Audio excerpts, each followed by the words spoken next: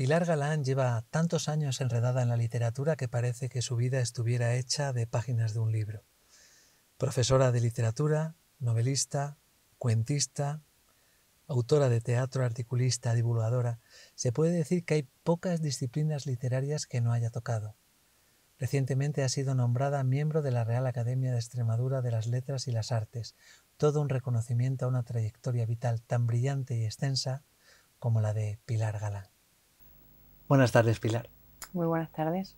Hemos buscado un entorno adecuado para charlar contigo esta tarde que amenaza lluvia y lo hemos encontrado precisamente en una librería. Estamos en la librería El Buscón de Cáceres, un lugar especial para ti. Además tú nos lo has propuesto. ¿Por qué es un lugar especial? Pues porque siempre hemos tenido una relación con Antonio, con el librero. Bueno, Antonio es que es un librero y eso ya yo creo que lo dice todo. Y porque hemos tenido siempre una relación muy especial. Es una persona, a mí me parece como una segunda casa. Llegas aquí, siempre tiene tiempo, te acoge, o si no tiene tiempo porque está atendiendo a otras personas, luego te da tu espacio, tu conversación, recomienda libros. A mí me ha recomendado, me ha descubierto autores, y eso yo creo que es lo que es la función de un librero. Y luego no tiene, yo que soy la doña prisa siempre, él suele tener menos prisa que yo. Aquí le he encargado todos los libros de mis hijos, los libros de texto, que yo creo que los libros tienen que comprarse en las librerías, que para eso están. Y bueno, siempre tiene una palabra amable. Y ya es una relación que va más allá de, por supuesto, del librero o lector. Un librero de confianza. Un libro de confianza, sí. Estamos rodeados de libros, ¿no? Hablamos de libros, los libros, ¿no? En tu vida. ¿Qué hubiera sido de tu vida sin los libros? Pues a lo mejor hubiese visto más y no hubiese sido miope. Seguramente, yo creo que la miopía que he tenido siempre es de leer tantísimo. Pero seguramente hubiese sido, no sé, otra persona diferente. Me lo he perdido, pero he ganado esta forma de ser que tengo ahora. Y creo que los libros me han dado una forma de ver el mundo y eso yo creo que es muy importante. Creciste en una familia de docentes y de amantes de la literatura. ¿Esto te determinó hasta el punto de entender que tu vida siempre iba a girar alrededor de la literatura? ¿Te condicionó? Pues mira, somos 5 hermanos, además son 5 hermanos que son bastante brillantes. Yo cuando me dicen, porque parece que estás a salvo del orgullo, es que yo me he criado con gente con mucho talento. Entonces mi talento, si es que es simplemente este en concreto.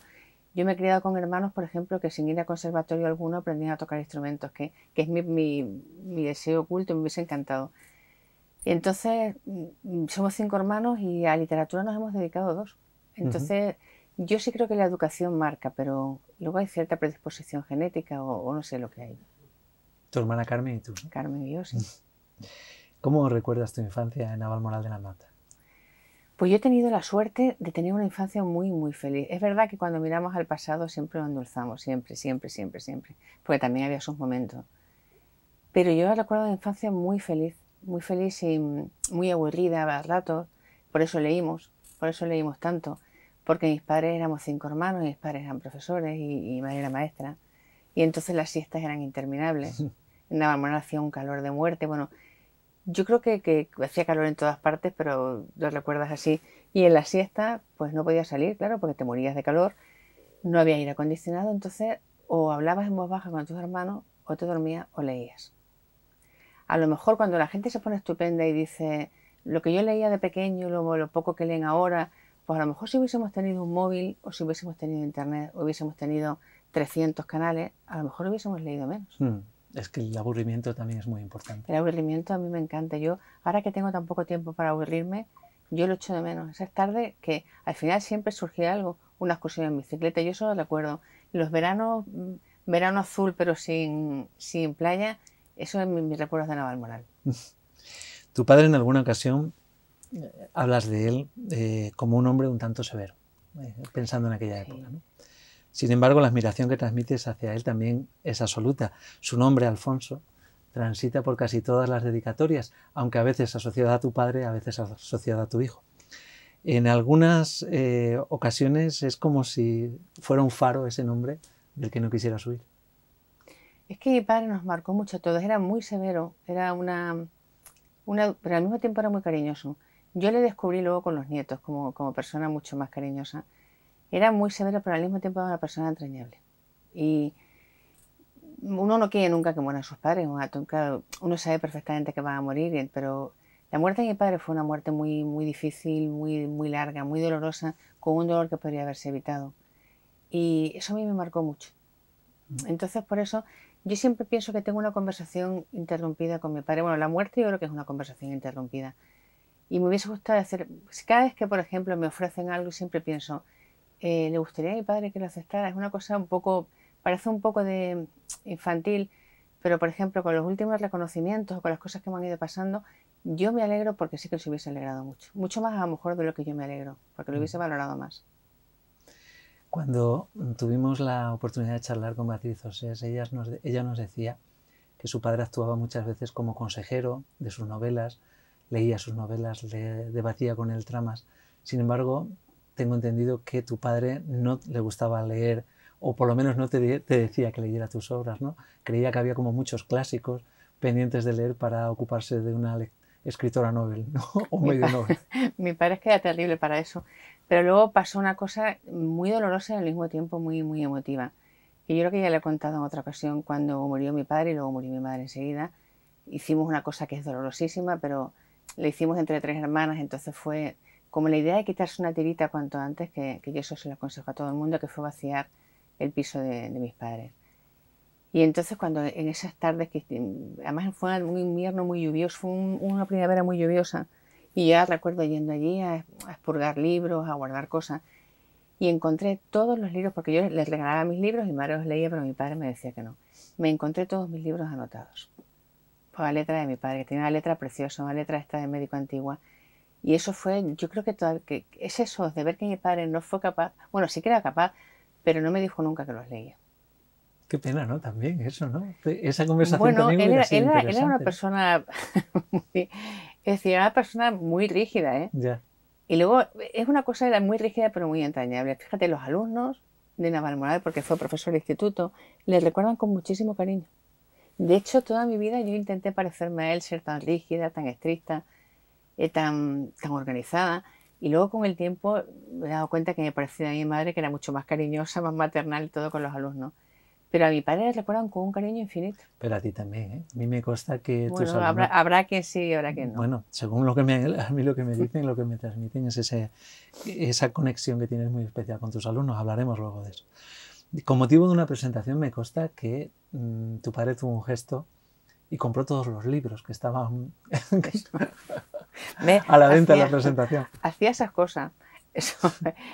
Hay un libro que adoro, que no sé si... No está aquí, no. No, lo tengo yo por ahí, Manual de ortografía, que es mi bestseller absoluto, yo me río porque costaba €1 y formó parte, yo ese libro le adoro porque lo adoro, porque formó parte de una campaña de fomento de la lectura. Entonces, Juan Copete, que murió desgraciadamente en los primeros tiempos de la pandemia, que yo le echo mucho de menos porque era una persona inteligente, divertida, muy rápida, y yo nos fuimos por toda Extremadura, por todos los institutos, yo creo que no dejamos ni uno. Yo pedí un horario especial incluso en el centro, entonces íbamos a presentar los 2 libros y como costaba €1, pues lo compraban todos los alumnos. Entonces nos pasaron cosas divertidísimas y cosas preciosas. Pero al principio, cuando yo lo presenté, pues estaba, no sé si fue Antonio o no sé, no me recuerdo qué librero era porque te hablo de hace un montón de años. Y pues no hemos vendido ningún libro antes de la presentación y yo dije, que vale €1. Y cuando ya presenté el libro y salí, pues me dijeron, pues mira, se han vendido todos. Dije, madre mía, qué exitazo, que capaz que eso. Pero cuando llegué a casa, me dijo mi madre, toda contenta, me dijo mi madre, ay hija, a tu padre le ha dado tanta pena que nadie comprase tus libros, que se los ha comprado todos. Es decir, tenía esos gestos, ¿cómo no lo ibas a querer? Era un hombre muy bueno, pero tenía una idea de la educación. Claro, es que mi padre hubiese cumplido casi 100 años ahora. Era un hombre que tuvo una infancia muy dura. Cuando hablamos de las infancias felices, una infancia no de hambre, pero sí una infancia de posguerra. Bueno, yo creo que era lo común, ¿no? Y un hombre que se hizo a sí mismo, un hombre que yo con el tiempo, fíjate, yo creí que estaba haciendo la carrera porque mi padre era de letras, y con el tiempo mi padre confesó que él hubiese querido estudiar matemáticas, que estudió filosofía y letras porque la beca que le daban era para filosofía y letras. Tú date cuenta que no sé si no me sale la palabra, qué capacidad de autoconvencimiento, qué fuerza de voluntad para estudiar y dedicarte toda la vida a una carrera que no quieres, porque era la que te pagaban. Mi padre era de origen muy humilde. Y luego yo creo esos pequeños gestos, por eso para mí es como un faro, cómo fue capaz de orientar toda su vida. Luego era un gran lector, pero él hubiese querido ser matemático, como anoche y el día. Bueno, tampoco te creas, ¿eh? Muchas veces si lo analizas, la estructura mental tampoco te creas que es tan diferente. Bueno, tengo la sensación de que a ti te ha gustado siempre jugar con las palabras, con los sintagmas, con la sintaxis. Te imagino a ti y a tu hermana Carmen, no sé por qué, te imagino en aquellas gargantas de la Vera engañando el tiempo y jugando a hacer expresiones o a jugar directamente con las palabras, no sé, ¿es así? Hablábamos mucho y contábamos muchas historias y nos inventábamos. Por eso digo, es que yo tengo unos hermanos, he tenido la suerte de tener unos hermanos con mucho talento. O sea, Carmen sabe muchísima lingüística, muchísima lengua. Carmen sí que es una reina de las palabras. Yo juego con ella. Carmen sabe lo que son las palabras de verdad. En El tiempo circular, que es uno de tus primeros libros, hacías referencia a una greguería de Gómez de la Serna, que pones en la entrada de uno de tus cuentos. ¿Oyes ese olor?, dijo ella en el jardín. A mí, las greguerías de ramen, para mí fueron un descubrimiento enorme. Y luego esa sinestesia tan bonita, ¿no? Eso de jugar, oyes ese olor, me parece precioso, eso de mezclar los sentidos. Y además que yo, cuando se lo intento explicar a mis alumnos, les digo, intentad imaginar eso, una noche así, una noche en la que oyes de verdad olor, una noche esas de verano que estás, ¿cómo se llaman estas flores? Los don Diego de noche, ¿no? Estas flores que tienen, cuando yo les digo, pensad que las palabras, lo que significan las palabras y lo poco que las usamos por no parecer pedantes, embriagador, que es un adjetivo precioso. Ese olor embriagador, que es una noche hecha por eso, para el amor, para quedarte hasta las tantas, para hablar, para... Entonces yo creo que la literatura sigue teniendo ese hilo del que tirar para seguir contando esas cosas. Es curioso porque hay muchos de estos sentidos que te retrotraen también, por supuesto, el olor, ¿no? Te puede retrotraer a tu infancia, a determinados momentos, ¿no? Y es verdad. A mí me pasa una cosa, leí hace tiempo que el olor es el último sentido que se pierde. Cuando no lo sabía. Yo tampoco sabía. Y entonces los recuerdos que se asocian a un olor son los que más se marcan, los que duran más tiempo. A mí me ha pasado muchas veces, yo creo que a todo el mundo, ir andando por una calle tranquilamente y te golpea un olor. Un olor de tu infancia. Que sea sopas de tomate, por ejemplo, que yo, como soy una cocinera inútil total, no las he hecho, a pimientos fritos, a estos olores, o el olor de la primavera, por ejemplo, que te golpea, además, eso es significativo. Hay olores que asocio, por ejemplo, a Portugal, hay olores que solo los huelo en Portugal, claro. Y me llaman la atención, digo, esto solo lo huelo aquí, ¿qué será? En fin, uno de los rasgos que la gente que te conoce destaca de ti es tu sentido del humor, un sentido del humor un tanto fino y socarrón, si me permites, ¿no? Que a veces surge casi como un recurso de supervivencia y que trasladas a tus novelas, a tus cuentos, a tus artículos, que muchas veces tienen esa carga, y que tú defiendes también como una herencia de tu madre. Mi madre tenía un sentido del humor magnífico. Mi madre se crió en un internado de huérfanos de militar. Es que cuando hablamos de las infancias, es que hay que tener mucha fuerza para sobrevivir a una infancia así. Y contaban las cosas, las pocas veces que la atendíamos, porque pasa con los padres que cuando nunca tienes tiempo y siempre van a estar ahí, ¿no? Son esas historias que dices, ¿para qué? Si me la vas a volver a contar mañana, hasta que no te la cuente. Y mi madre contaba cosas de... Bueno, mi madre salió cuando tenía 3 años en el último tren que salió de Atocha de la guerra, escoltada, porque antes, por lo visto, había en los trenes guardias civiles que escoltaban a los niños, por ejemplo. Y mi madre miró con 3 años y yo veo a mi hijo, digo, madre mía, ¿cómo una niña tan pequeña montada en un tren en un país en guerra, atravesando hasta llegar a Cáceres? Y mi madre se reía, contaba cosas del colegio, que era un colegio terrible, era un colegio, bueno, como colegios de la época. Si no quieres comer esto, te lo vas a comer en la cena, en el desayuno. Y mi madre contaba unas historias divertidísimas que les pasaban. Las cosas que tú crees que es literatura, porque es verdad que la literatura se queda corta al lado de la vida de la gente, ¿no? Y yo creo que eso lo heredaba a mi madre, reírme de todo. Y yo creo que es una defensa estupenda. Reírte de ti la primera, que hay mucho que reírse. Yo se lo digo siempre a mis alumnos, salid reídos de casa, porque tarde o temprano alguien va a intentar reírse de vosotros y eso que lleváis ganado. Pues sí. En tu último libro, que es este, si esto fuera una novela, se habla de los postreros años de tu madre y de su muerte. Es un libro de sentimientos muy desnudos, de un recorrido vital y de una suerte de volver a la circularidad del tiempo, que también hablabas al principio, ¿no? Esa sensación en la que tú rindes homenaje a tu madre y a la vez reconociéndote con la mirada de una hija que también es madre, ¿no? Es que Rosa Montero tiene unos artículos de opinión maravillosos y yo antes los guardaba, porque pues en mi casa ya no cabe más papel. Y tiene un artículo precioso que se llama Madres e Hijas, que cuenta un poco la leyenda de una película muy antigua, que no es muy buena, pero nos encantaba, que era Lady Halcón, de Michelle Pfeiffer, que está guapísima. Y entonces contaba la leyenda de un halcón y un lobo, me parece que están enamoradísimos, pero por una maldición solo pueden encontrarse en forma humana al amanecer. Y decía Rosa Montero, esa idea no es mía, ojalá lo fuera, que las madres y las hijas son así, que se pasan toda la vida peleando para no ser las hijas como las madres, porque la madre siempre es poco a tu lado. No, yo no me voy a quedar de ama de casa, yo no me voy a quedar, yo no me voy a quedar, yo no me voy a casar, no voy a engordar, no voy a...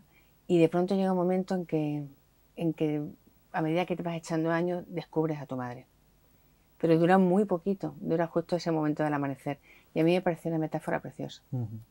Las madres, yo creo que las hijas empezamos a entender a las madres cuando somos madres. Bueno, o a lo mejor cuando tenemos una cierta edad, no hace falta ser madre. Cuando te das cuenta de una cosa que parece obvia, pero no la asimilas, por eso mismo, porque las cosas obvias son las que tardas más en... Pues eso, que nadie te va a querer nunca con esa forma tan desprendida de quererte. Incondicional. No me salía es un amor que se da más de los padres a los hijos realmente que de los hijos a los padres, ¿no? Yo creo que ese amor lo vuelcas cuando tú también tienes hijos, ¿no? Y en eso se produce la parte circular. Yo no creo que sea solamente desde la madre a la hija, ¿no? También los hijos, también apreciamos cuestiones de nuestros padres que las vemos cuando ya somos mayores y las entendemos, ¿no? Y también las valoramos, ¿no? Pues seguramente. En uno de tus textos, hablando de tu madre y de tu hijo, no sé si era tu hijo pequeño, Juanito, o bueno, ya Juan. Ya Juan. Entrelazas el aprendizaje de sus palabras es un paralelismo que me parece precioso, ¿no? Las palabras de tu hijo pequeño que llegaban a sus labios de forma trabajosa y divertida, y buscabas ese paralelismo con las palabras que la enfermedad iba robando a tu madre de forma inexorable. Es una enfermedad terrible, olvidar palabras, bromeamos muchas veces las mujeres de mi generación, las amigas, las compañeras, por lo de cómo tenemos la cabeza, pero es verdad que asusta, ¿no? La desorientación, no saber, ese momento porque es verdad, porque es así, que cuando llega la hora del atardecer, las personas que tienen demencia se agitan, se ponen muy nerviosas, ese momento en que la falta de luz también les lleva a como alejarse de la percepción de realidad que tienen. Entonces yo viví ese momento justo cuando mi hijo estaba empezando a hablar. Entonces escribí es una columna, se llama Palabras de ida y vuelta. Y lloré muchísimo escribiéndolo porque mi madre olvidaba palabras. Mi madre, que había sido la contadora de cuentos, la divertida, la maestra, porque era maestra de profesión. Y de pronto se quedaba en blanco y luego el momento terrible en que deja de conocerte. O el momento terrible en que ves que tu madre llora por la muerte de su madre que ha pasado hace tantísimo tiempo y lo vuelve a vivir porque lo ha olvidado. Fíjate. ¿Qué recovecos tendrá la mente, la memoria? Es algo que a mí me sorprende siempre. ¿De dónde saldrá? ¿Dónde estará eso almacenado? Pues sí. Para recordar cosas... Bueno, mi padre, fíjate, mi padre también al final tenía demencia, al final estuvo muy mal. Y mi padre nos daba clases de lengua. No nos reconocía como hijos, pero nos explicaba los distongos, que son las leyes de acentuación de los hiatos y los distongos, que son endiabladas a veces, y los explicaba con una cabeza prodigiosa. Y sin embargo no reconocía. No nos reconocía. Quiero decir, por una parte era un dolor, lo que hablábamos antes del humor, en ese momento se mezclaba la risa, porque era una situación a veces indescriptible en el hospital, y por otra parte el dolor. Y es verdad que es terrible. Y luego, al mismo tiempo, yo lo viví eso con mi hijo pequeño, con Juan, que tardó mucho en empezar a hablar. Mi hijo es adoptado, y entonces tardó mucho. De hecho, iba a una guardería bilingüe y eligió el inglés como primera lengua, que eso fue muy gracioso. Y luego ya empezó a hablar con normalidad. Y ese momento en que yo veía el esfuerzo que le suponía hablar, y veía a mi madre el esfuerzo que le suponía encontrar también la palabra, bueno, pues para eso sirve la literatura, para contarlo, para que yo cada vez que lo lea lo recuerde, porque olvidamos muy fácilmente. Estudiaste filología clásica en la rama de latín, pero has acabado impartiendo clases de literatura. Tuvimos la suerte de entrevistar a Luis Alberto de Cuenca, también filólogo clásico como vosotras, y me daba la sensación de que ser filólogo clásico se había convertido en toda una declaración de intenciones, casi como un gesto de rebeldía en los tiempos que nos ha tocado vivir. Yo además tuve la suerte de que tuve unas compañeras de promoción magníficas, gente muy, muy inteligente. Tuve a mi compañera Susana, a mi compañera María Luisa, a mucha gente, a Marcos, a Alberto, a gente muy, muy brillante a mi lado. Y sobre todo una cosa que era eso muy difícil de creer, era gente que no competíamos entre nosotros. Y mira que teníamos pocas plazas en las oposiciones, pocas plazas en la universidad, pero primaba un ambiente más de compañerismo y de amistad que esos años también los recuerdo con muchísimo cariño. Y sí, es una forma de resistencia. ¿Quién te impulsó a elegir hacer filología clásica? En tu caso podría haber sido muy evidente que hubieras hecho filología hispánica, ¿no? Pues mira, mi padre quería que estudiase medicina. Ah. Cuando vio que no quería hacer ciencia, dijo que derecho. Y entonces jugaba la baza de que, claro, nosotros éramos 5 hermanos y aunque yo tenía un sueldo fijo, no se podían permitir mandarme a Salamanca o a Granada. Tenía que venir a Cáceres o a Badajoz, que fue donde estudiaron mis hermanos y estudiamos los 5. Y por suerte, o por desgracia, por suerte, filología clásica la trajeron a Cáceres, empezó los primeros pasos y ya no había manera de decirme que no. Y me dijo mi padre, pues si vas a hacer filología hispánica, no quiero hacer clásica. Yo tuve una profesora, los profesores marcan, es verdad, marcaban quizá más antes. Tuve una profesora buenísima de latín. Y entonces mi hermana Carmen me dijo, haz griego, por favor, si haces filología clásica. Y yo creo que fue como una forma de encabezonamiento que luego me ha salido muy bien. Durante unos años me salió mal, porque toda la gente iba probando posiciones de griego, de inglés, de lengua, y los de latín nos íbamos quedando un poco al margen. Pero lo que yo aprendí esos años, eso yo creo que eso no me lo quita nadie. Es decir, te da una forma, decíamos antes que la infancia y la lectura te da una forma de mirar el mundo. El latín y pelearse por el latín y defender una lengua muerta y estudiarla y leer a los clásicos en su lengua, no es pedantería de verdad, eso sí que te hace resistente. Es una parte de suerte que no viviremos buena parte de los mortales. Bueno, pero habéis conocido otras cosas. Yo tardé mucho, por ejemplo, en tener plaza. Aprobaba las oposiciones sin plaza, pero bueno, todos esos años di música, di educación física. ¿Educación física? Di geografía, di absolutamente de todo. Y ese bagaje, ese no saber también, bueno, di clases de FP y bueno, y acabé, que no te contestaba la pregunta, y al final como veía que griego y latín daban muy poco, entonces eran otros años, han cambiado mucho, pues me reconvertí en profesora de lengua. Es decir, mi padre me lo decía siempre porque mi padre tenía más retranca que yo. Toda la vida peleándote para no ser profesora de lengua y has acabado siéndolo, hija. Y es verdad.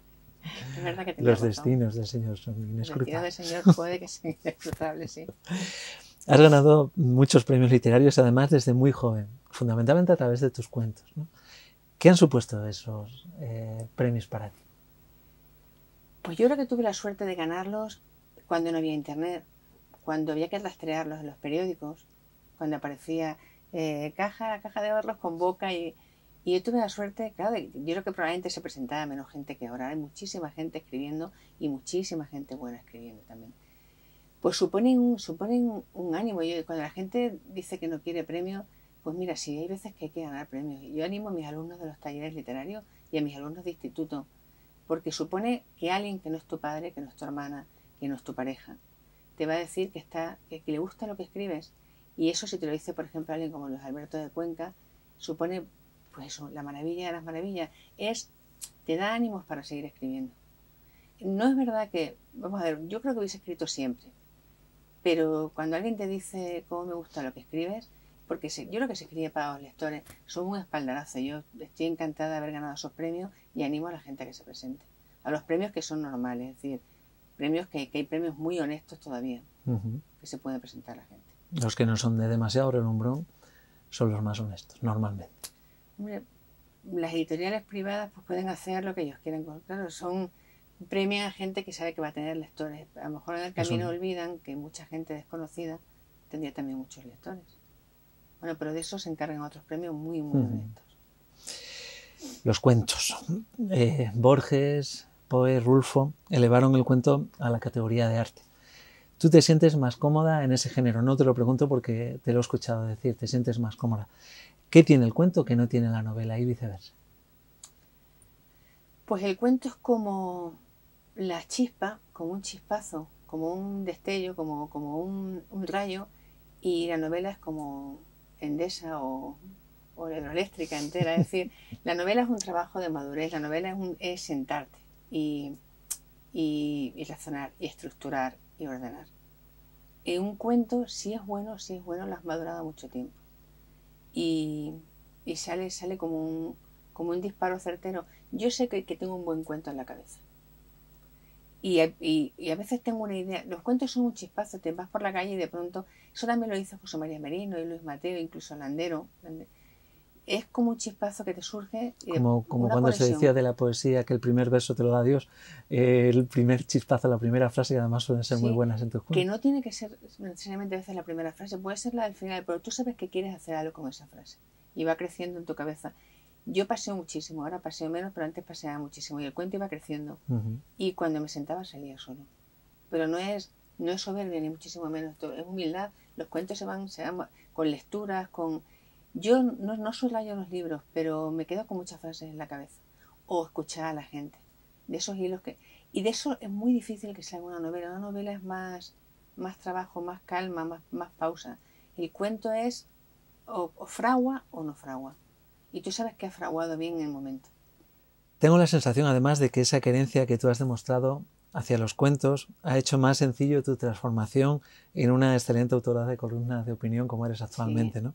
A través de tus redes sociales, donde a veces esas columnas se transforman también casi en pequeños cuentos. He dicho que sí, no porque sea excelente, sino porque sí es verdad.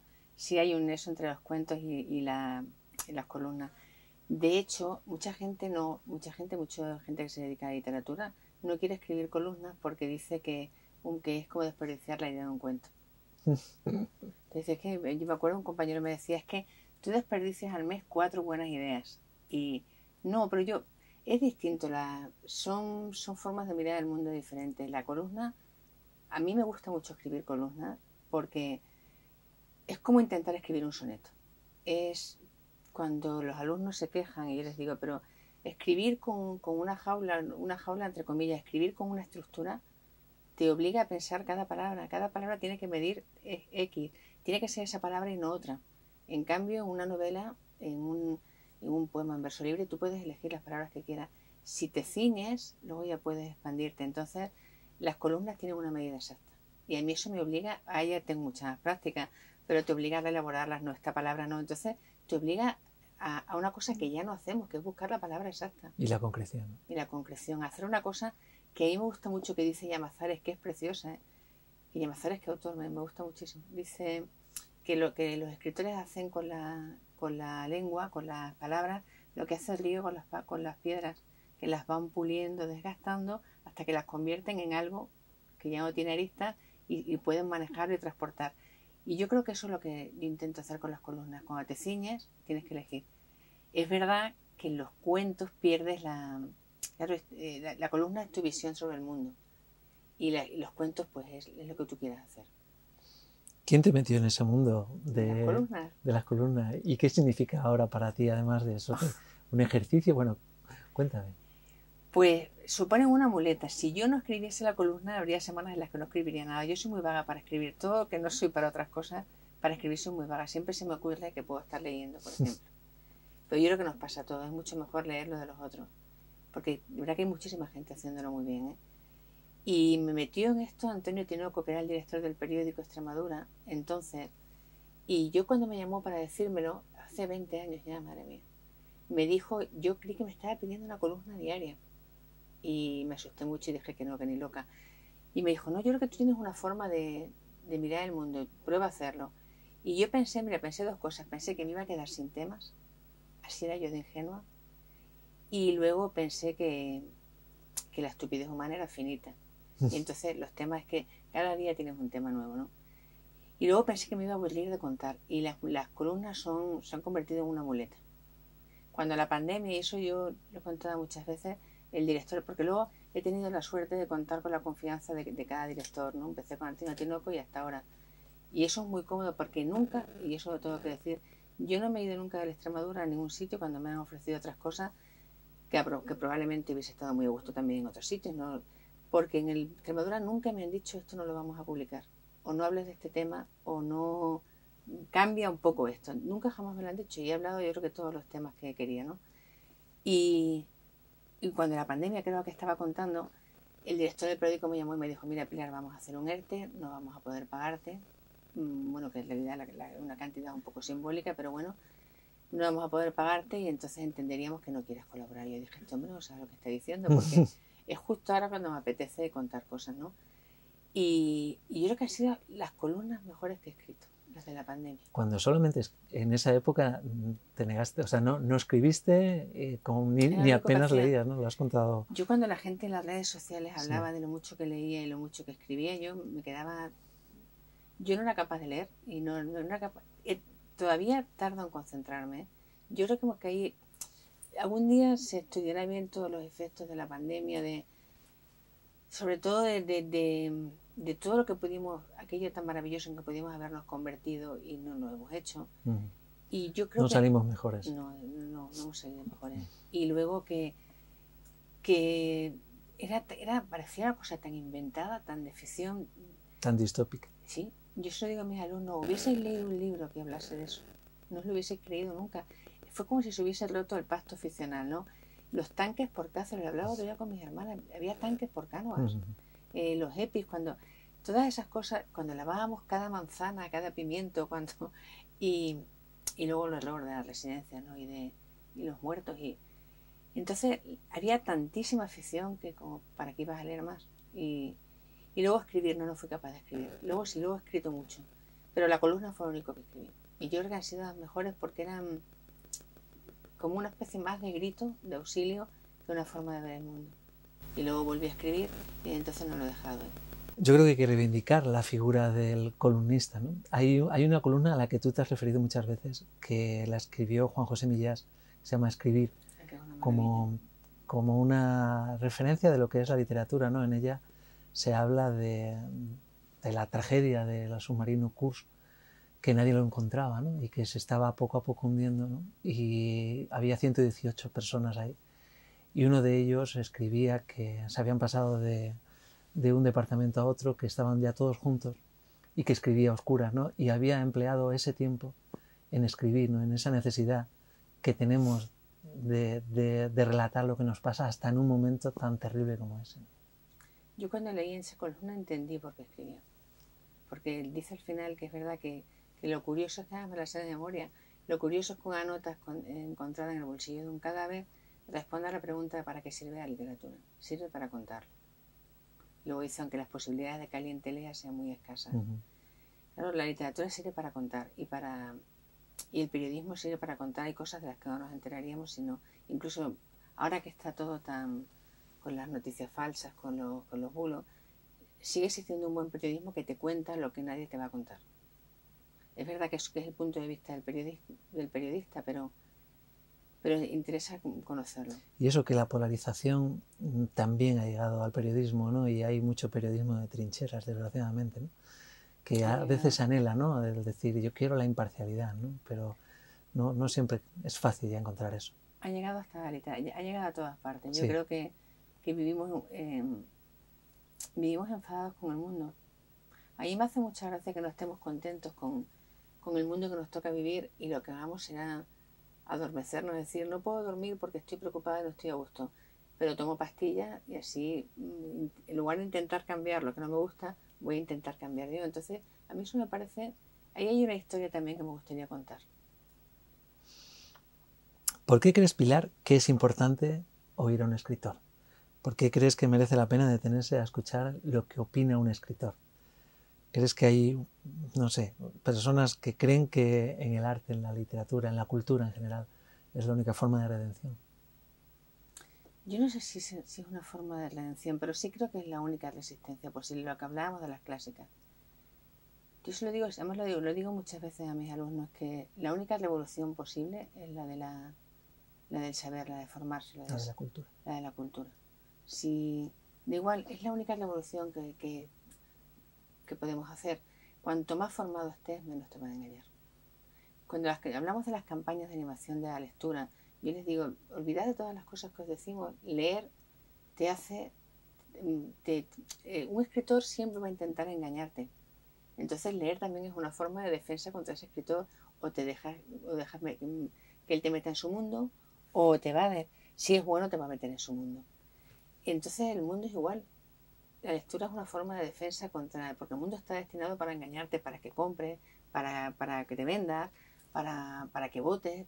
Entonces, si sabes, es más difícil que te engañen. Pero la cuestión es, ¿hemos conseguido una sociedad que sabe más o no? Hemos conseguido una sociedad que tiene mucho más acceso a la información, pero que reflexiona muy poco sobre ella. Hemos convertido las herramientas en el centro. Pero eso que parece que suena un poco como de antes, de Pleistoceno, es verdad. Yo lo he visto decir, la internet, bueno, a mí me hace muchas veces que sigan llamando a las nuevas tecnologías porque tienen ya sus añitos. Pero la inteligencia artificial, todo eso son herramientas poderosísimas, muy útiles, pero son herramientas. No pueden ser el centro del sistema educativo ni el centro de la literatura. No puede ser que los escritores tengan que verse expuestos todo el tiempo a las redes sociales, que tengan que tener una opinión maravillosa cada segundo en cualquiera de las redes sociales. Yo creo que hace falta mucha más reflexión, y también hago yo autocrítica. Hace falta sentarse a reflexionar sobre lo que está pasando, sobre lo que estamos leyendo, digerir un poco las cosas. Pero fíjate que en muchos casos las propias editoriales utilizan ese tamiz de saber cuántos seguidores tienes a la hora de decir te publico o no te publico, desgraciadamente.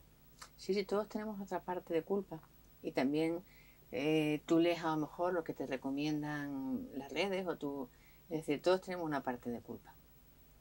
Pero redención, sí creo también que la literatura salva. Hay una parte de la escritura que es terapéutica, y otra parte de la escritura que te salva también, no solamente, es decir, no terapéutica solamente de contar tus propias historias, intentar ponerte en el papel de otra persona, de crear un personaje, inventar un mundo, ordena el tuyo que es real.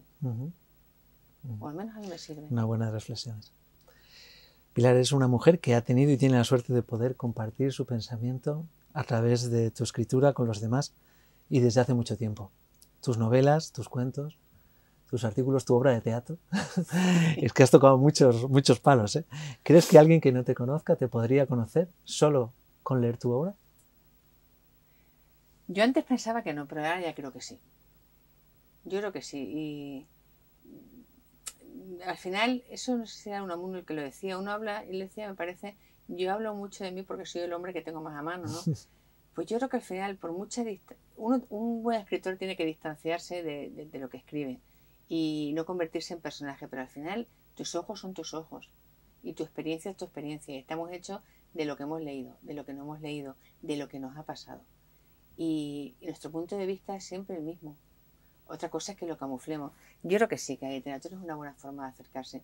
Por ejemplo, cuando yo conocí a Millás en persona, que me encantó hacerlo, era exactamente igual que como me lo imaginaba leyendo. Y por ejemplo Landero, por hablar de escritores extremeños, ¿no? Landero es igual que sus libros. Es decir, en el fondo vas dejando pedazos de tu vida y es tu perspectiva. Yo creo que sí, es una buena forma de conocerme. La materia prima del escritor es la observación. De esto tú lo hablas muchas veces y más ahora que eres articulista, ¿no? El escuchar, el atender, el mirar, el imaginarte historias que continúan aquellos pasajes que uno está hablando por teléfono o que uno está haciendo en determinado sitio. Es así. Es que somos muy poco...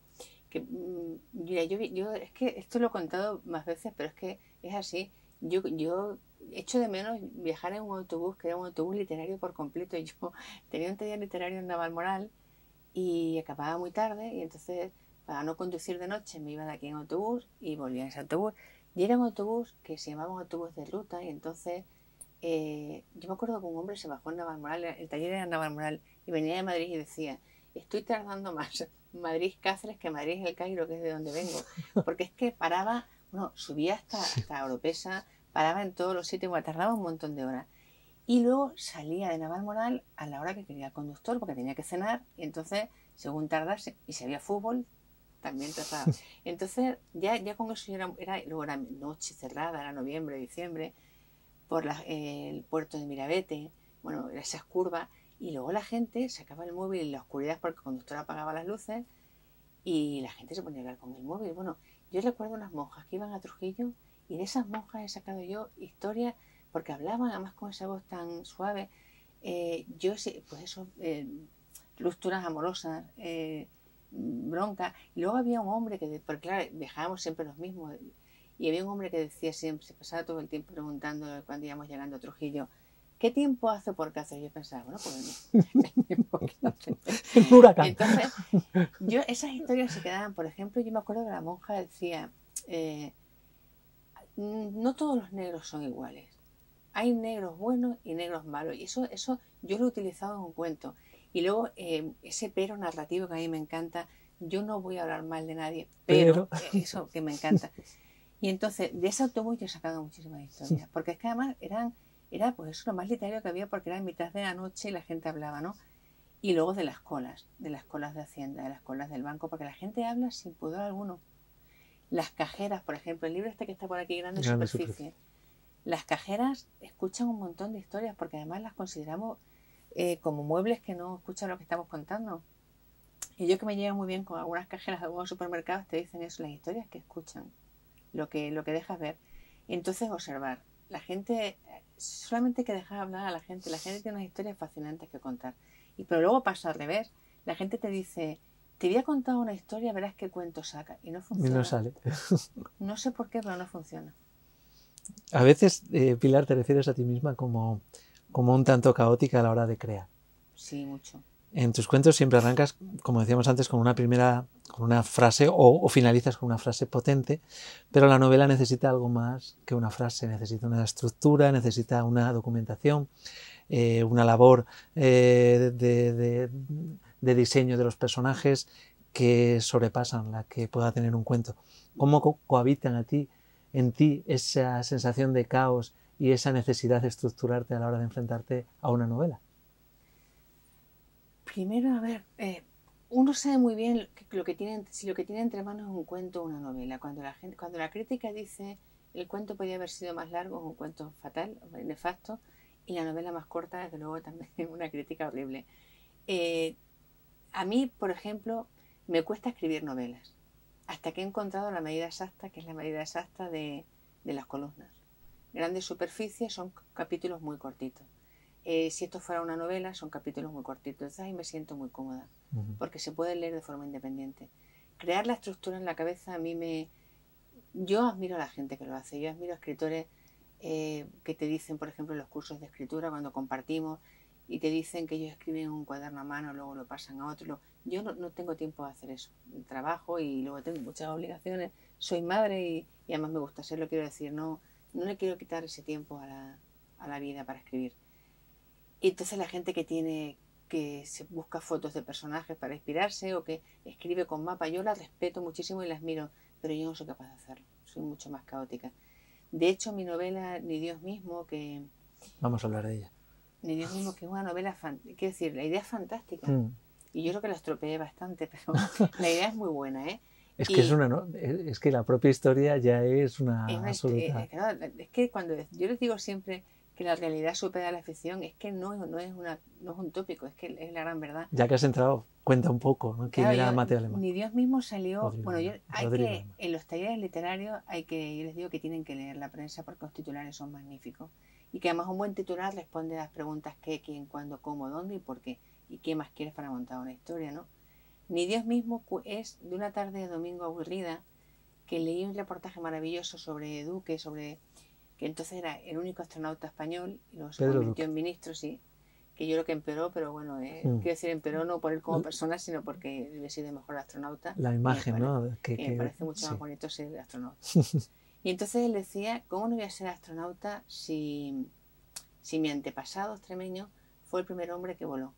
Y a mí eso esta vez es que hay como un clic que no suena así, pero hace algo así en la cabeza. Yo leí la historia y contaba la historia fascinante de Rodrigo Mateo Alemán, que ya de por sí ese hombre merece, que es el tallista, bueno, del coro de la Catedral de Plasencia, de Toledo, de Sigüenza y de Ciudad Rodrigo, yo creo. No, de Sigüenza no sé, pero de Ciudad Rodrigo sí.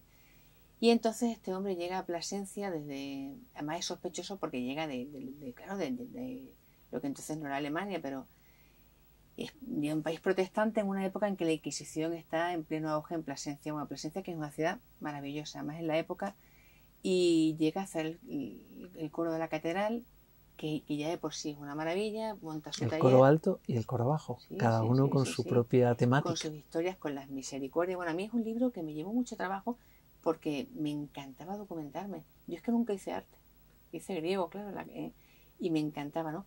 Y entonces este hombre llega justo en pleno apogeo de la Inquisición y se le ocurre decir, porque debía de ser un personaje, debía de ser un hombre del Renacimiento total y debía de ser mujeriego, jugador y entonces este hombre cuando se gasta todo el dinero que le ha dado el cabildo y cuando los acreedores van a decirle que haga el favor, él dice que, bueno, que quiénes son ellos si ni Dios mismo puede hacer lo que le ha hecho, ¿no? Entonces, claro, eso a la Inquisición debió de volverle loca y le encierran en la torre de la catedral. La historia es que es maravillosa. Entonces este hombre, pero eso es cierto, es decir, sí. Este hombre se fabrica unas alas con los pájaros que caza, les dice a los del cabildo que les va a hacer un ángel maravilloso para la procesión del corpus, les pide cera para juntar las plumas y se construye unas alas como de Dalo y Ícaro y se lanza.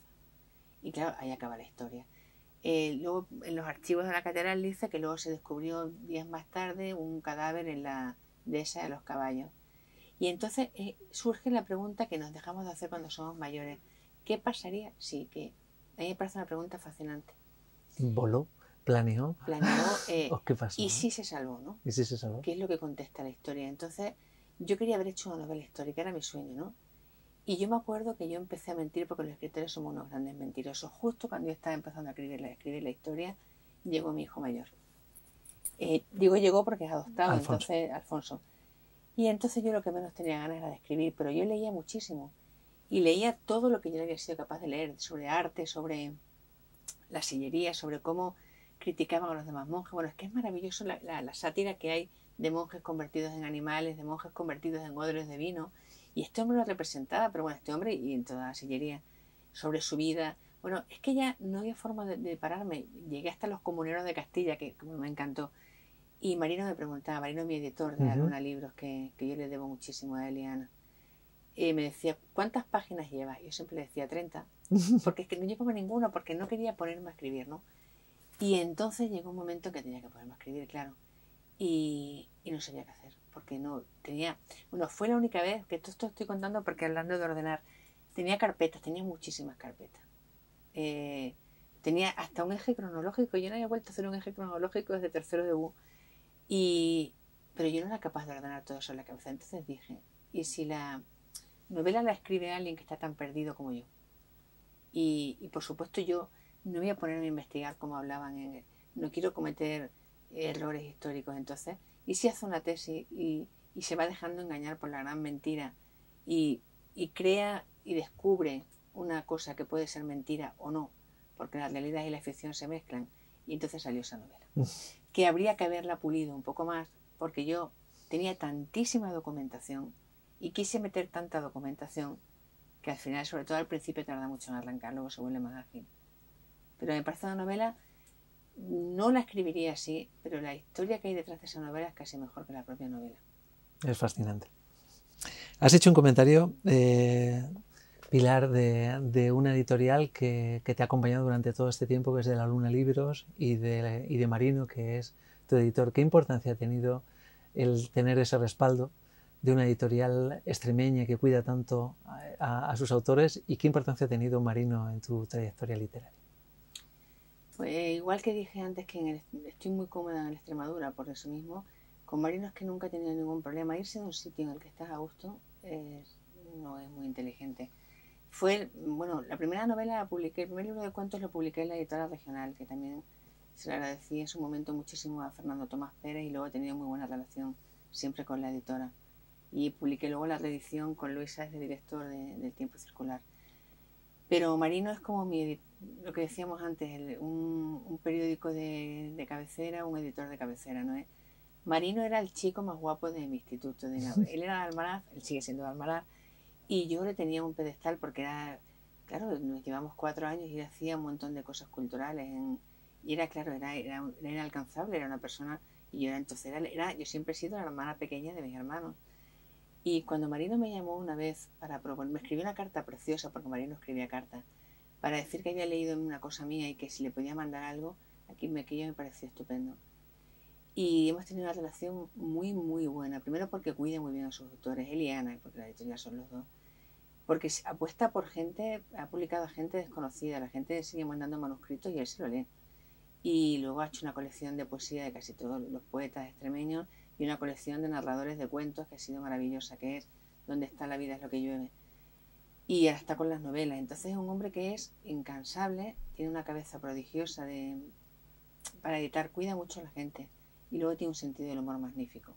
Y luego encima escribe, entonces entiende muchísimo lo que puede sentir un escritor. Entonces, es verdad que es una editorial pequeña, pero es una editorial que apuesta. Yo creo que hay que apostar por la gente que apuesta por ti. Pilar, ahora vamos a hablar de tu vocación como docente. Eres profesora en el Instituto Hernández Pacheco de Cáceres y además has impartido numerosos talleres literarios. ¿Qué te aporta a ti enseñar? Es que yo creo que era lo que yo quería hacer siempre. Bueno, lo creo, no lo sé. Me parece que enseñar es difícil, es convertir en fácil lo que tú ya sabes. Es decir, es como escribir de forma complicada y de forma difícil es muy fácil. Escribir para que la gente te entienda es mucho más complicado. Entonces, enseñar es el proceso en el que tú lo que tienes clarísimo, todo lo que aprendiste en la carrera tienes que transmitirlo a otras personas, digerirlo y ayudar a que lo digieran los demás. Entonces es un proceso difícil pero muy, muy satisfactorio. Pero no me voy a poner estupenda, es decir, no siempre es. Es decir, hay días en que yo maldigo porque hay días y días. Hay cursos que no funcionan, cursos en los que funciona muy bien. Pero hay un momento que yo creo que eso sí lo va a entender cualquier docente. Pasa muy poco y hay años en los que no pasa nunca. Pero hay veces que pasa que tú estás enseñando lo que ellos quieren aprender. Y ese momento es mágico, ese momento da sentido a toda la profesión.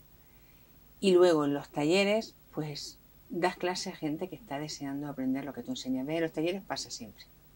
Esa involucración del alumno con el profesor y esa conexión. Y luego en los talleres hay gente que escribe muy bien. Yo he aprendido muchísimo. Pero esto no es un tópico para defender los talleres. En los talleres literarios hay gente que escribe muy bien. Lo que tiene es miedo a publicar o a presentarse. Entonces yo aprendo mucho. Es verdad que también hay muchos egos, porque es el mundo, no deja de ser el mundo literario, pero a mí enseñar me reconcilia muchas veces con la vida, me gusta. Cada vez que me han ofrecido la posibilidad de dejar de ser profesora para hacer otras cosas, para dedicarme a ámbitos de la cultura, muy amablemente he dicho que es que a mí me sigue gustando mucho lo que hago. A lo mejor de aquí a unos años cambio la respuesta, pero todavía me sigue gustando mucho. El caso es que tú te involucras fácilmente en cualquier actividad que tenga que ver con la literatura, ya sea una presentación, una charla literaria. ¿Es porque eres muy generosa o es por ese afán tuyo de compartir tu conocimiento? No sé. Pues también porque soy muy inconsciente. Desde luego por afán de protagonismo no porque yo he sido siempre una gran tímida, cosa que he aprendido a disimular muy bien con los años. A mí al principio me horrorizaba ir a las presentaciones, me horrorizaba presentar mis propios libros, me horrorizaba. Pero yo creo que hay sitios a los que hay que ir. Aunque, mira, la semana que viene, el viernes, voy a Herrera del Duque, que Herrera del Duque está lejísimo. Pero hay que ir. Y está muy mal esto que estoy diciendo porque la cultura tiene que pagarse. Yo suelo ser la reina de gratis total. Es decir, a mí cuando me llama una asociación para ser jurado, voy. Y también voy a otros jurados en los que sí son. Yo creo que hay que ir a sitios, a los institutos hay que ir. Luego te puedes quejar de que no leen si los escritores no vamos a los institutos. Hay que ir a los clubes de lectura aunque estén lejos. Aunque esté lloviendo a cántaros, pero hay que ir porque luego son agradecidísimos. Yo maldigo a veces, pero ¿quién me mandaría a mí decir que sí? Pero luego siempre me vuelvo a mi casa contentísima. Hay que ir a las bibliotecas. A las bibliotecas hay que ir siempre. Hay que ir a los colegios. Y cuando alguien te pide que le presente su libro, hay que acordarse de que a ti también al principio te los presentaron. Es verdad que a veces me comprometo a demasiadas cosas y eso no lo he aprendido todavía a decir que no, porque es verdad que si haces demasiadas cosas, alguna a la fuerza tiene que salir mal. Y eso no es justo con la gente que te ha llamado, porque estás cansada, porque el libro no te ha dado tiempo a leértelo como tú quisieras. Aunque es curioso, a mí alguna vez me llamaron de la radio porque presentaba un libro y me decían, esta tarde presentas un libro de tal escritor, ¿te lo has leído? Y yo decía, hombre, claro. Entonces quiero decir que yo me suelo leer los libros que presento. Y entonces no sé, sí tiene una parte de generosidad y tiene una parte de que no sé decir que no. Y creo que a estas alturas de la vida voy a tardar en aprenderlo. Y luego hay cosas que... Y también porque yo soy muy poco previsora. Es decir, igual que soy previsora para los cursos, para mis clases, yo llego a un momento que digo, en mayo, de pronto me encuentro que en mayo a lo mejor tengo 200 cosas por las tardes y luego, como no me gusta hacer noche fuera de casa, porque sobre todo cuando mis hijos eran más pequeños, yo creo que soy la reina de los kilómetros. Cuando no me importaba conducir de noche, ahora ya sí me importa un poco más. Herrera del Duque está casi más lejos que Madrid, no sé, en horas, en 2 horas. Son bueno, una gente encantadora. Sí, Estoy convencida de que claro me voy a sí. ir muy contenta. En una ocasión escuché que habías pedido una redacción a tus alumnos con una longitud determinada de palabras y que uno de tus alumnos te escribía algo así como acudía a la piscina y me tiraba y me salía y me tiraba y me salía. Eso yo lo pongo como ejemplo, yo la tengo guardada. Es un prodigio de síntesis narrativa, porque yo me acuerdo que hacía yo en los veranos de mi pueblo, ibas a la piscina, no había piscina a la garganta, y te tirabas y te salías. Y me llenó una cara de un folio, ¿eh? Y no pude suspenderlo porque es una descripción de un verano rural de la infancia total. Yo recuerdo también, en mi caso, un compañero que hizo una cosa parecida, que era describía el vuelo de una mosca y decía revolotea y cae, ¿no? Claro, Bueno, muchas veces. Que son maravillosos, es decir, eso es lo que te pides que haga. También, en alguna otra ocasión, estos alumnos, ¿no? Las anécdotas que, claro, tienes que tener tropecientas acumuladas a lo largo del tiempo, ¿no? Confundía a Lutero con Platero y era, al final escribías un cuento que era Lutero y yo, porque la alumna había confundido a Lutero con una persona, con un animal cálido, pequeño y peludo y suave, que pareciera que estuviera hecho de algodón, ¿no? Es que hay una creatividad entre lo que tú explicas y ellos entienden. Yo nunca me he reído de los alumnos, no quiero decir eso, no lo considero una falta de respeto, no lo hago. Lo ponen muy difícil, también eso lo digo siempre, todos los años se lo digo. Y los libros estos de antología del disparate no me gustan. Pero ¿cómo no vas a utilizar esas cosas, por supuesto, sin decir los nombres? La creatividad de verdad de lo que ellos entienden que tú estás explicando. Yo que sé, últimamente, por ejemplo, estos últimos exámenes, Lope de Vega y Garcilaso de la Vega son familia, por ejemplo, y si lo hubiesen sido, quiero decir, eso sí que hablamos tanto, ¿no? O la mística es como un subidón, me decía, es como un subidón literario, y yo decía, sí, quiero decir, es una forma de contarlo. Pero, y luego, yo he ido que se le presentaba por los institutos, que eso era magnífico, esa representación, sobre una ficha. Yo antes les hacía, antes cuando no había inteligencia artificial, sí les mandaba fichas de lectura a ella, ¿no? Claro. Y entonces eran todos los errores que habían cometido en las fichas de lectura del Quijote. Y era una representación maravillosa. Porque decían cosas, luego dicen cosas muy sensatas, ¿no? El Quijote, decía un alumno, es mucho mejor que Harry Potter. Y yo decía, madre, qué maravilla, ¿no? Y decía, porque el Harry Potter son un montón de libros y el Quijote solo son 3 y además uno no es de Cervantes, con lo que solo tienes que leer 2. Y yo decía, claro, no deja de ser una obviedad, pero es coherente lo que está diciendo. Sí. Y luego decía, por ejemplo, esta típica pregunta de ficha de lectura que yo hacía al principio, ¿no? Personajes del Quijote, decía otro alumno, pues los justos no hay ni muchos ni pocos. Y yo decía, bueno, claro, una crítica literaria fantástica, claro. Sí, bueno, no se equivocaba, ¿no? Tú que estás cerca de tantos jóvenes, ¿crees que la lectura tradicional, la lectura del libro, el reposo, el análisis, está en peligro, ¿no? Quizás en un mundo en el que estamos tan sometidos a las pantallas, ahora, fíjate lo que acabas de decir, ¿no? Que ya no pides fichas de lectura porque te lo van a hacer con inteligencia artificial.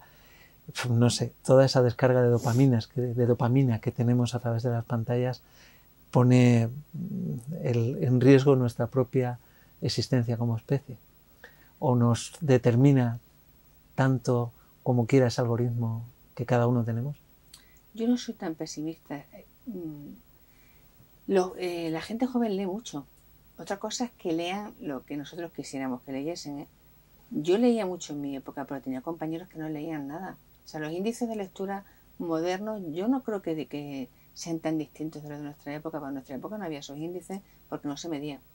Y porque es verdad, y lo que yo decía, no nos pongamos estupendos, a lo mejor con móvil no hubiésemos leído tanto, pero sí leen mucho. Leen cosas que a lo mejor a mí no me interesan porque ya no tengo su edad.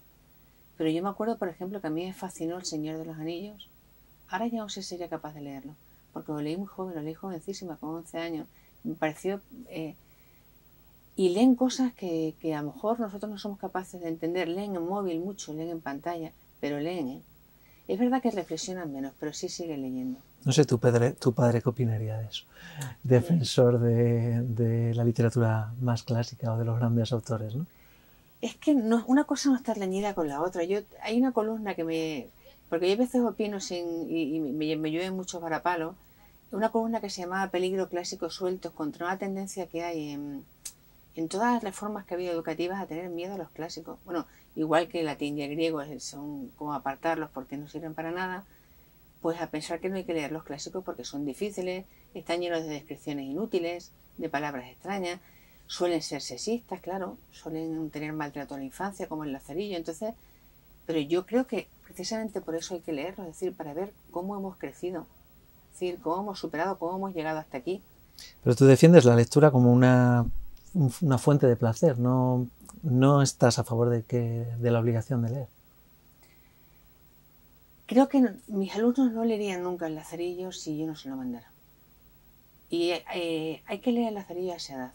Luego hay que retomar la lectura más tarde. Hay libros que hay que leer 2 veces y en 2 edades. Creo que nadie se ha muerto por leer un clásico. Otra cosa es cómo lo leas. Si no puedes preguntar cómo se llama el concuñado que aparece en la página 25, pero sí hacerles reflexionar sobre el Lazarillo y contarles la historia que hay detrás y ver cómo hemos crecido desde entonces. El Quijote no es un tocho si se lo das en pequeñas dosis y reflexionan sobre él. Es verdad que es algo muy contradictorio lo de la lectura obligatoria y es en sí un oxímoron porque les obligas a los alumnos a leer, pero yo creo que hay libros a los que no se acercarían nunca si no se los mostraras. Por ejemplo, Nada, de Carmen Laforet. Bueno, yo no me hubiese leído nunca Tiempo de Silencio si no hubiese sido obligatorio. Y Ana María Matute se acercarían a ello, no, porque es muy antigua, pero por ejemplo, los cuentos de Ana María Matute les parecen luego fascinantes cuando os lees con ellos. Carmen Martín Gaite, Carmen Laforet. Es decir, son gente que hay que leer 2 veces. Ahora para deslumbrarse o para aburrirse y luego para recuperarlos. Recientemente te han nombrado académica numeraria de la Real Academia de Extremadura de las Letras y las Artes, o de las Artes y las Letras, no recuerdo el orden. Es un reconocimiento que es magnífico, ¿no?, para tu trayectoria literaria. ¿Cuál crees que va a ser tu misión ahí y qué crees que vas a poder aportar? Impone mucho, la verdad, porque está rodeada de gente muy, muy válida, con mucho talento. Y yo creo que cuando me leí los estatutos de la academia me di cuenta de que tienen una asociación cultural, es decir, tienen una vocación de servicio, es decir, tienen la intención de divulgar a los escritores extremeños, todo relacionado con la cultura extremeña. Y yo creo que en el fondo es lo que yo he hecho toda la vida a un nivel mucho más pequeñito. Y entonces yo creo que mi función, aparte de aprender muchísimo, va a ser intentar hacer eso. Desde mi punto de vista de la creación literaria hay gente muy válida en la academia. Es verdad que parece que es una asociación, una institución que está un poco aparte, pero tiene su función, es decir, tiene que haber algo por encima de partidos políticos, tiene que haber algo por encima de lo que hablábamos antes de la polarización. Tiene que haber algo que mantenga la difusión sin ideología y sin convocación de servicio. Parece mentira, pero la academia tiene una vocación de servicio, que es muy antiguo, es como el concepto de lealtad que ya nadie usa. Esa vocación de servicio está al servicio de Extremadura. Sé que a ti no te gustan las etiquetas y que huyes de determinados apellidos que a veces acompañan a la literatura, pero me gustaría saber qué opinas si yo hablo de literatura femenina. Depende del sentido en que lo opine yo. Creo que las mujeres pueden escribir, y de hecho lo hacen, de cualquier tema igual que cualquier hombre. Pero también decía antes que hay una visión que es tuya y yo no puedo pasar por alto que yo soy una mujer cuando escribo. No me gustan las etiquetas de literatura, no me gusta que se haya una etiqueta literatura negra, literatura del Caribe, literatura...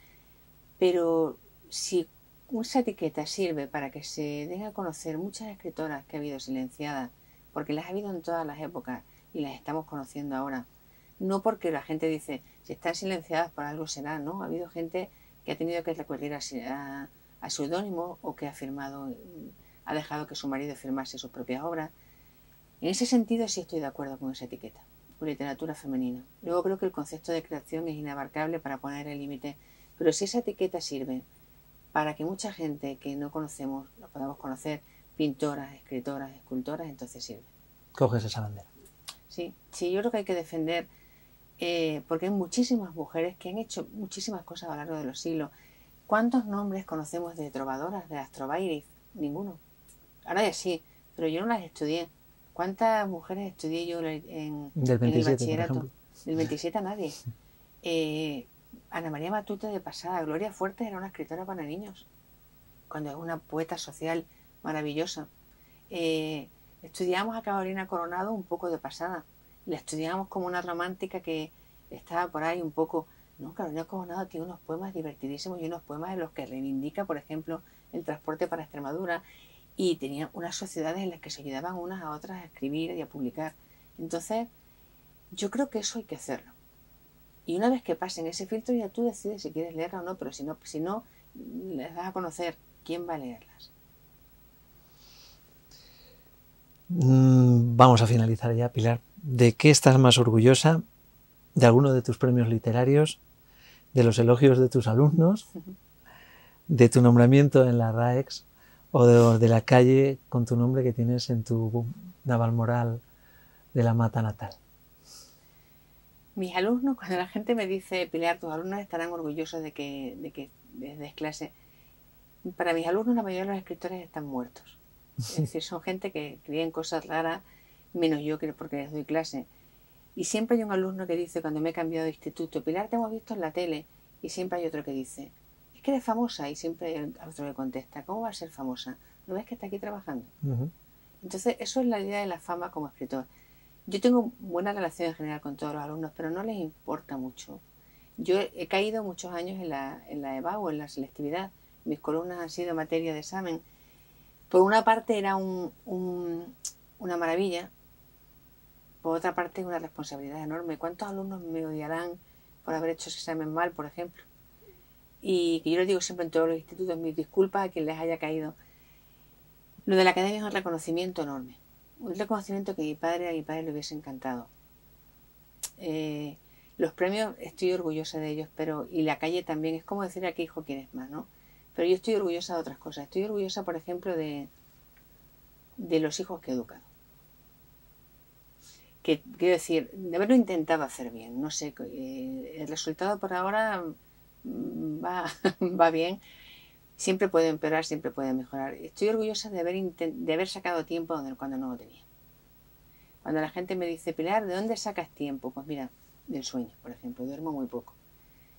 Pero estoy muy orgullosa de lo que he tratado de conseguir con mis hijos. Eso es una cosa que parece que, a lo que hablábamos de literatura femenina, una mujer no puede decir eso porque muy pocos escritores lo dicen, ¿no? Pero yo estoy orgullosa de lo que he tratado de hacer y de lo que sigo tratando de hacer. Pues a mí me parece un motivo de orgullo perfectamente. Y de compartir con ellos la calle, la academia, los premios y de que en casa soy Pali y no Pilar. Pues Pilar, muchísimas gracias por haber compartido esta tarde con nosotros. Muchas gracias a vosotros, de verdad ha sido un placer.